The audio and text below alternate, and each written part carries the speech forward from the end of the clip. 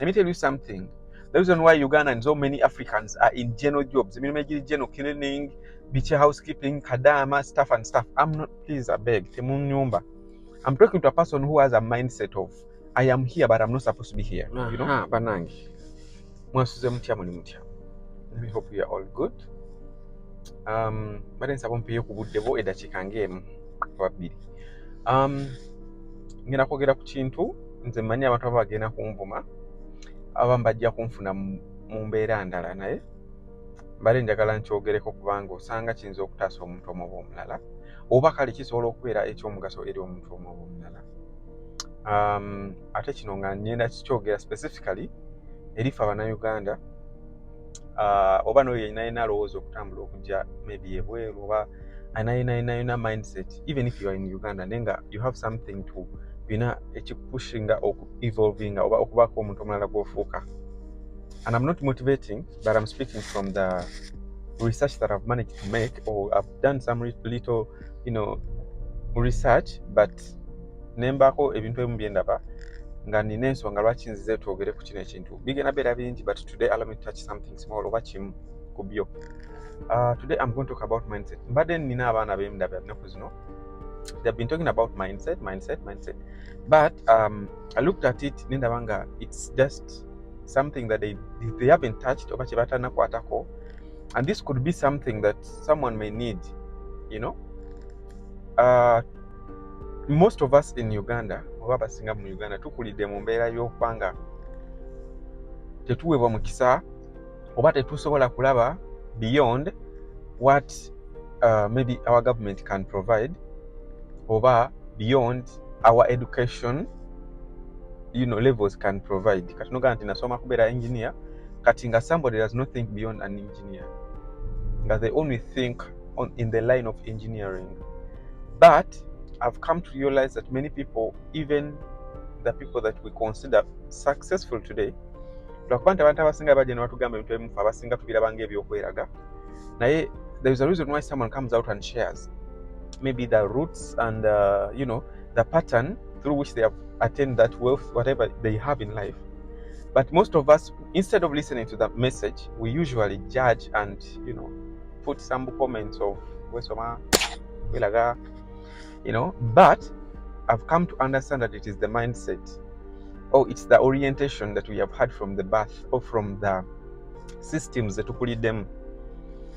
Let me talk to a person who have Uganda and agenda kuchebanaja basically to do and change, to work and change life. There are so many things that if you do not open your mind to, you are going to live in a slave situation or in a slave society. However, you might think that you are liberated because of some things that you have, now yet trust me, there are so many things that you're not going to get into. There are many spaces that you're going to always lack or yearn to be in, but because your mind is not opened or is not ready, or you've not made yourself ready for those spaces, you're always going to live low, regardless of whatever you have attained. One of those days naenda but nali mpitaita ku TikTok nesanga omusajja omu nga testimony jawa egamba again Canada namala emyaka ena nakomawo ngaafunye sente na investing in so many things. I think many of you saw that video. But the guy told us that in 4 years he had attained a wealth that he could not even believe he had. Then mu myaka ena ejaddako ng'amaze okukola investments in Uganda, and many of us are there. Everything he had byali biweddewo. For next that yatandika okutunda bye yali yakoze ki aguze. Why am I coming in this line? I want you to think of if somebody wakes up one day, manyi twagala nnyo ogula ettaka, which is good, twagala nnyo ogula ennyumba, that is very good, but ennyumba yona oba ettaka, it's an asset that I know can bail you out one day or any day, maybe if you are stuck somewhere. But how about if you invest in knowledge? No government now, but the Uganda sina certificate, because most of us came from Uganda without any, maybe documentation or certificates or whatever, all the degrees. For those that attend them, kama mlungi. Naye ngamba abantu abatafunako yadde certificate, naye nga wasobola okulinnya ennyonyi n'ojja Dubai. And okay, any other yona gy'oba ogenze. Let me tell you something. If you wake up and say, okay, I didn't manage to do something in Uganda because of maybe financial stuff, ozeeno oba ofunye wantu wokolera ng'osobola ofuna akasente asobola okusomesa kakosi ne kaba ka myezi ena n'ofuna certificate or anything. That will be a very good point of start. In fact, it's a value added on you. Now that's mindset. There are some people who think that investing money in studying abroad is a waste of money. Let me tell you something. The reason why Uganda and so many Africans are in general jobs, general cleaning, beach housekeeping, kadama, stuff and stuff. I'm not, please, I beg, I'm talking to a person who has a mindset of, I am here, but I'm not supposed to be here. You know? You understand my point? I'm talking to that person. Agenda kubeere wantu wali naye nga alowooza kinene. I'm working as a maid right now, but I am hoping to become someone. And how do I have to be there? I have to invest time or money in myself. I have to add something on me. That is a mind that is liberated. And this is a mind that we lack. Ofuna kati kamne mtwala abiri ngobereze Uganda nga bagulye ettaka ogenda kudoyo nga balibba. I've seen many people who cry. Naye singa okede ku machano investing in knowledge oba n'osoma n'obako ekintu kyeweegattako, you open your mind to a wider market, or a wider environment, because abantu baana abasinga have realized abantu abasinga betwekwasa mbu beesosola bakola batya. People study togenda ku very n'ogamba mbu nina experience ya cleaning, otandika competinga n'omwana yagenda mu cleaning n'agattako maybe course ya hospitality n'abeera nga amanyi okwarranginga maybe a table, n'agenda n'abeera professional in the waiter, that section y'okubeera waiter oba waitress, n'agattako ekintu. You cannot compete with that person. Never go a hiring, but we take ekintu batusosola, but we do not have enough qualifications. Singokera kumachano gamba okwenguza yakataka kange Uganda. That's good. Now the other money that I have to do, because I don't know what's coming tomorrow. Okera kumachanga bakukobi nga bagobe mchiyumba oba anywhere you're working.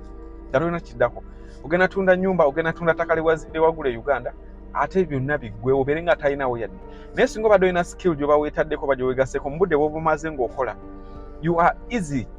You are actually open to a world that is going to expose you to many opportunities. Omuntu agenda kuyita nga agamba nti you have this skill. You are, in fact, obeera eligible obeera otuukiridde okukompitinga mu bulamu buno oba mwene ensi, because everyone will want to work with a person who knows what they are doing, not a person who is guessing. If they call you and they tell you, okay, what do you know to do? I know cleaning. Who doesn't know how to clean? I know how to sit babies. Who doesn't know if they are given 1 month of, they can sit babies? That's not a profession. Get something you add on yourself. Add value on yourself. That will help you to compete in this world. So many people here are still denying the fact that we are going to a time where computers are going to be everything. Take time, take a computer, back what your smart list. So that even if an opportunity comes in a way to go in a skill your computer, at least you are not left out. And that one comes from a mind that is open to a competitive world. We are always going to live in this situation of denial, okwekubagiza, mbutimanyi batusosola tebatwagala, but because we are the only, we don't agree, we actually don't believe that we are the only problem that we have to solve to be where we are supposed to be. Aba Filipino buli wamu webali naye ogenda n'osanga institutions ezisinga amasomero gano, if you have visited the schools, ogenda n'osanga aba Filipino nga bangi, ogenda n'osanga abayindi bangi basoma. Why do they study? Olowooza tebasobola gula bibanja waabwe, tebasobola zimba amayumba waabwe, naye tebalabira kumpi, balabira wala. That's something that we have to always, naffe tukyemblessing tutwale bwe batyo. I know we want to buy houses, I know we want to buy land, we want to buy cars, we want to start businesses in Uganda. Naye tokenda sobola managing a business, we don't have the knowledge to handle it. That's why muzikola mu week 2 oba emyezi 3 ng'egudde nodda ku kyeyo. Kati obwo budde singa bumala ng'obinvestinga mu magezi, like you invest in knowledge, nobako kyosoma ne bwoba okukalinga biganya Uganda, okomawo ng'omanyi olina woyimiridde, ojjira mu kiti ky'okunoonya kangize nti obadde maybe wa profession watwala obudde n'osoma ku coffee. Bw'obeera ng'ozze onoonya togenda kujja ng'onoonya cleaning esobola okujja because maybe kyekiba kiriwo, naye mu cleaning ononyezaako kiki your profession. Osobola ogamba amanyi okola coffee. Even where you're working, you can tell them I can make coffee, and from that place osobola kwesanga nga ogenze gye wakola ki, gye wasoma oba bye weeteekamu, the value added on yourself. Mindset. I'm coming back with another part. May God bless you.